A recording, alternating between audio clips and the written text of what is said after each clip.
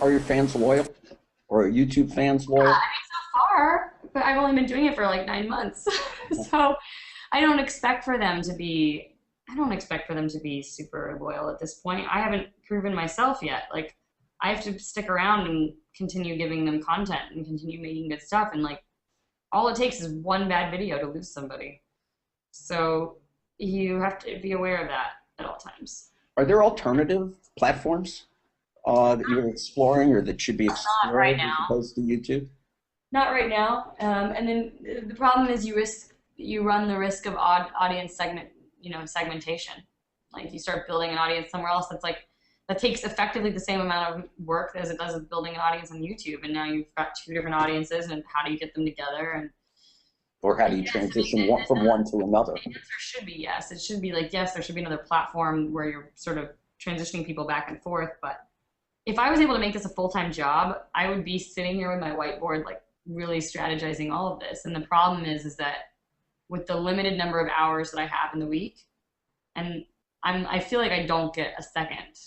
Like the way I make my videos is so haphazard, and it's so like just whatever I'm able to put together that there's just no extra time to really figure it out, which is unfortunate. But it's like, again, I have to pay my bills, so I do a lot of other work in order to make that happen. Yeah, I mean, So, what you do is not 9 to 5, but how many hours a week do you work? How many days a week? oh, I work like 12 to 15 hours a day. Like it never stops. Like I get up at 7, I start working, and I don't stop working until I go to dinner at like 8:30. You work every day? And then I work when I'm in bed yeah, I work every single day, weekends too. But that's the thing, like when you love it, like sometimes it does really suck, but like I don't know, you're always wanting to there's always something to be done. There's always something that needs attention that can be done. I always feel like I'm playing catch up.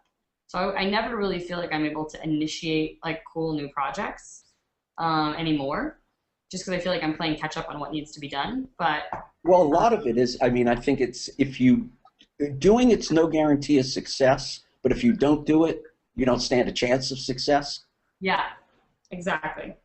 So I'm just kind of in right now. I'm like my mind is sort of in the framework of like just do it, just get it done every week, get it done, and it'll like things will happen the way they're supposed to happen. Um, and that's kind of been my mantra, and it's been working for 9 months. But it's a very haphazard. Like I would like for things to become a little simple. I'd like to cut out certain things so that I can focus more on my YouTube channel. Um, and that's pretty much yeah. I mean, like What would you cut out? I started working with Machinima like last November, and I love doing that. Like I love working with them. They're so fun, and that's like 2 days of work a week. And it's also on YouTube. So I feel like for some reason it feels like it's a very anything that I can do that sort of feels like it's involving my channel in a certain way, and it's not like a total like side project. I don't know. I would just like to cut out some of the things that don't seem to fit in the ethos of like what I'm trying to do on YouTube. Okay. Basically. So there should be some connection or correlation Yeah, between like if I could what do you're machinima doing and what five you're days a doing. week, if I did machinima 5 days a week and cut out like two of the other things I'm working on, that would make me really happy. But that's not the deal that I have with them, so I can't do that. But Uh, does it bother you that YouTube doesn't stop people from ripping the music from your videos? no, I mean, because there's things in no. No? I mean, 'cause By you the way, sell your songs on iTunes, right? yeah, and honestly, the music that you rip, it sounds awful. Like I don't know who would want to listen to the ripped music. It really does not sound very good. I Somebody have my doesn't want to pay for it. I have my own download button on YouTube. Like I've installed the Chrome thing to download the YouTube videos, and you can download the sound from it. And I do that because when I'm working on my reels and stuff, that way I can like pull old videos that I put up very easily. But like it sounds awful. Like I don't know who would want to listen to my songs like that. So no, that doesn't bother me. I think if people want to buy the song, they'll go buy the song. Have you had some success? Have you had success with Crush? Are you happy with the sales? I don't know yet. I haven't gotten the sales on Crush. Crush is the first song that I teamed up with a label, an indie label called Buzz Records, and so they've been handling it all for me. I have no idea like most of my money. I have no idea like how much I'm making and where it's coming from. But I've had a great time working with them, and we're actually doing a radio tour in New York. I'm going to New York tonight, and then I'll be doing some meetings Monday, Tuesday, and then going to upstate New York next week. I'm doing a radio tour up there, so they're getting it out there, which is exciting. It's playing on radio stations, which hopefully it does. Are you interested in doing more music? I I mean, love music. serious I music love or it. pure music? I love that YouTube has like brought me back into music in the way that it has. Like I never expected this. Like I just now I just did a songwriting session on Friday night. I just love writing music. It's so fun. It's one of my favorite things to do, and I love making music videos because I don't have to worry about sound while I'm doing a music video, which is I hate sound. I hate worrying about sound. Sound stresses me out. Mics, there's always issues. There's always issues in post with sound. So yeah, I love doing the music stuff. I think I'd love to ideally put out a music video every month for my audience. That's ambitious, but it's not impossible. And I'm starting to just like make the relationships I need to make with like music producers so that that becomes an easier thing. Okay, now would these be more serious songs, or would they be part of the musical, Both. comedy musical thing? Both. I'll say it like Chester said it. I'll just do whatever comes out of my head. Okay. Maybe some serious stuff and maybe some comedy stuff and mix it all up. Go with what you're feeling. Do you see yourself performing live? Yeah, I mean, I have been. Like the last year and a half, I've been doing a lot more live performing and enjoying it a little more than I used to. And performing at VidCon this year.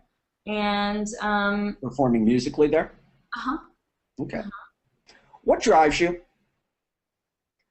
I mean, is it ambition? Is it fear? Do you need to create things as an Probably artist? fear. Is it you got to make a living and pay your bills? What is Probably fear. I don't know. Like I didn't grow up in a wealthy family, and I've been completely independent of any help from my parents since I was 18 years. Well, no, they helped in college a little bit, like with They bills. didn't help you financially while you were struggling to get started? No.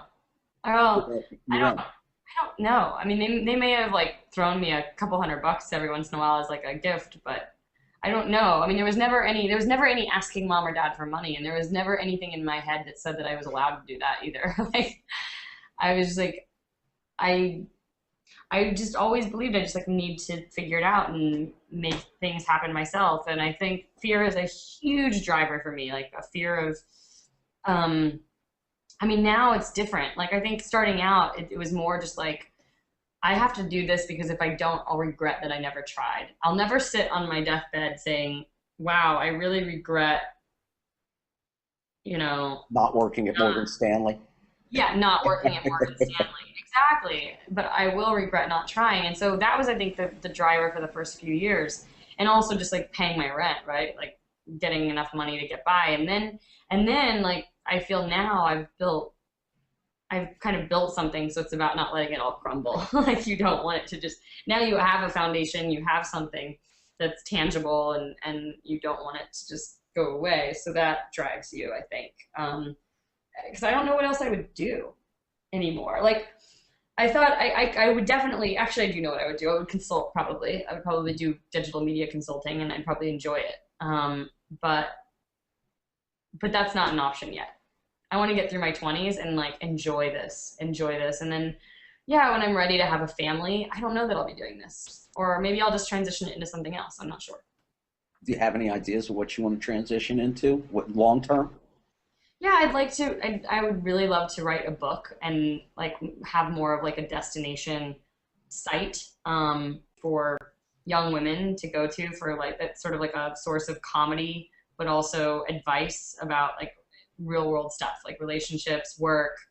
I mean, all the stuff that like 20 something chicks have to deal with that might be funny for men too, I guess. I don't know what that looks like yet, but I feel like it's a platform that I care about, and it's a platform that makes me laugh, and it's a platform that also is very helpful to me. So I'd like to sort of create that around my content. The web's a brand new platform, and YouTube's really a brand new platform in the scheme of broadcast history. Mm-hmm. And you've kind of grown up with it. I mean, you started out, you were 20, 21 years old. 6, 7 years later, you're still a young woman, but you've gone through this and grown with it. Is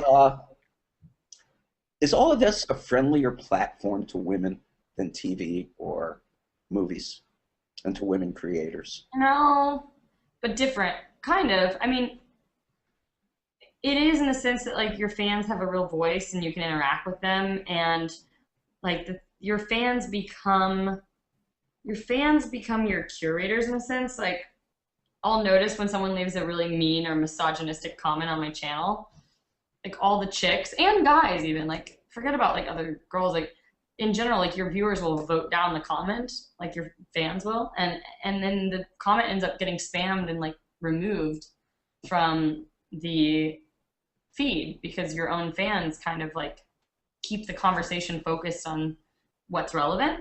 Mm-hmm. And I think that's really cool. I mean, it's like a self-sustaining system of building meaningful conversation around things. It's not perfect, and YouTube is working to change that and make more of a Reddit type of system where, you know, viewers are like rewarded by providing meaningful conversation around a video and punished for not.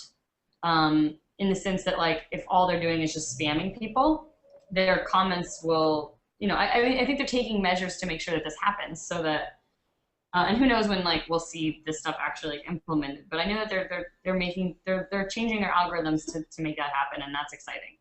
And in that sense, yeah, it is a friendlier platform. Okay. Because What about from the business sense as a creator? Uh, and as a creator, yeah, it's friendlier because YouTube, it is way friendlier. There's no barrier of entry. I mean, for TV, I have to have something greenlit, which means like 60 people in suits had to all nod their heads and say yes to something at the same time, which is impossible to get to happen. It's next to impossible. It's so difficult.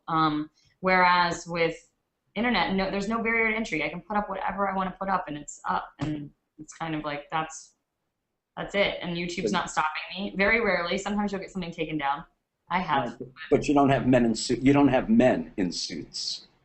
Or women. I mean, the entertainment industry is a lot of women. Okay. A lot of women executives, a lot of female executives. It's just executives in general who, and there's nothing against them. They have their job for a reason, and you know, they have a slate to program. And there's so many other things at you know, at the heart of the issue that are determining whether or not your show makes the air.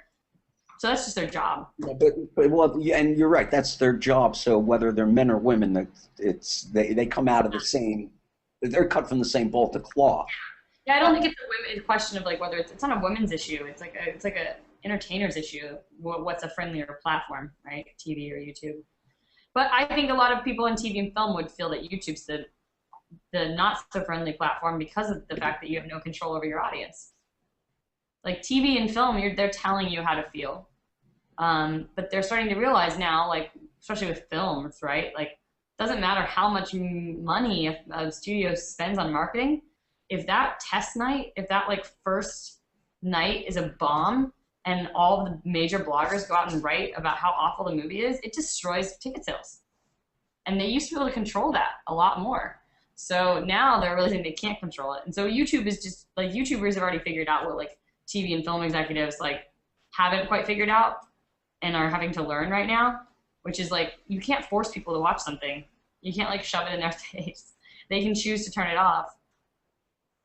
All right. Okay, because I think what I was trying to get to is that for every Tina Fey or Amy Poehler or Amy Sherman Palladino on TV, they're the rarity as women creators in TV. I think even women film writers are a greater rarity, although that's changing. Yet YouTube seems to be heavily populated with women creators as opposed to honestly, I would still say the ratio is similar though. I would say the ratio, there's way more male creators on YouTube for sure. I'd say the ratio is actually probably pretty similar. I'm seeing more and more women, and I mean Lena Dunham and Mindy Kaling. You know, like this year has been Whitney Cummings. This year has been a landmark year for women on TV. I mean, there's so many women in TV right now, like creating their own shows. It's amazing. And on YouTube, I struggle sometimes to find, like, I have like 5 girlfriends that I call for everything. It's hard to find women on YouTube that are doing comedy because it's hard. You're going to get like, it's really hard to find like your niche. What do you do in your downtime when you have it? No, I love to read. I'm a huge reader. I love to hike. I love drinking. It's up this week. Ugh, it's the worst week ever. I love drinking. I love wine. I'm a huge wino. I love to travel. Like that. Honestly, I don't really have free time when I'm working. Like I don't really have free time. I'd say my free time is spent drinking and eating out to dinner with my friends. Like that's what I do in my free time. That's so sad, but it's true. That and like the occasional hike, which is nice. Other than that, I don't have free time. I pile it all up and I conserve it in little blocks and then I travel. And so I'll take like a month. I probably take 2 months out of the year and I travel. I'd say like six to 8 weeks total. And I'm usually working while I'm traveling, but I always like I'm gone a lot. I'm gone a lot. What do you have on your iPod that you're taking with you on vacation? I don't. I have Spotify, so I Okay. just listen to whatever's like on the playlist. I love Melody Gardot. She's like this French singer, and she's amazing. And I usually put Melody Gardot playlist on, and so then I get all these weird like French noir, indie pop, 1920s style French songs. Okay, all the But recommendations I from also you. love I love electronic. I love electronic pop. I kind of listen to whatever's on the radio. I'm pretty easy. All right. Yeah. This has been a lot of fun. I've looked forward to this for a long time. Your videos get posted on Tuesdays Most of the sometime. time. Most of the time. Yeah, I may actually take the month of August off, which I don't know how that will impact my channel, or maybe I'll just like figure out weird things to put up. Like, but I think I want to take like a month off of actually creating anything, just to kind of restore myself, right? So I'll have to come up with something creative to do for the month of August. People can subscribe to your channel. You have several channels. You have 3 channels on YouTube, Yes. and there's one in particular you want anybody Taryn Southern is my main one. My iPhone channel is Taryn to Go. I'm gonna start trying to post on there more often. And my second channel is just Hot for Hill, but you can find it under my name too, Taryn Southern. Everybody should pound on that like button on those channels, right? And Yeah, subscribe. just subscribe if you want to support.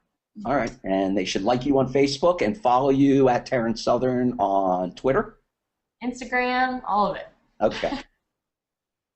This has been wonderful. Thank you. Oh, thank you so much, Jeff. Take Bye. care. Bye-bye.